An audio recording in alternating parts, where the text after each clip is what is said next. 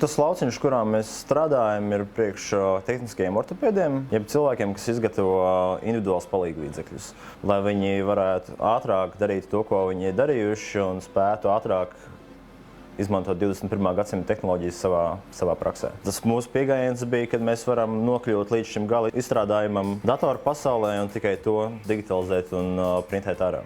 Ideja numur 1 sākās ar to, ka pie mums atnāca šeit klienti, kam bija dēls ar iedzimtu plaukstu amputāciju, un viņi bija internetā atraduši vienu daļais plaukstu protēzes modelīti, kuru jebkurš var lejuplādēt līdzīgi kā LEGO, mēģināt viņu salikt un pielāgot, kam ir nepieciešamība. Tā realitāte gan ir nedaudz skarbāka, kad ar to vien, ka tev ir LEGO modelīts lejuplādējums, ar to viss neapstājās, viņš ir jāpielāgo katram cilvēkam. Tā lielākā problēma ir nevis dizains vai konkrētais tas modelis, bet tiem cilvēkiem, kas to ikdienā dara, kas ir medicīnas speciālisti un pielāgo šādus palīglīdzekļus, viņiem nav laika mācīties sarežģītas inženieru programmas, lai to tiešām spētu darīt. Tā vietā, lai minūtes 10 tītu apkārt saites un strādāt ar ūdeni, var pāriet pāri ar skeneri. Parasti mērījums ne vairāk par kaut kādām minūtēm 2–3.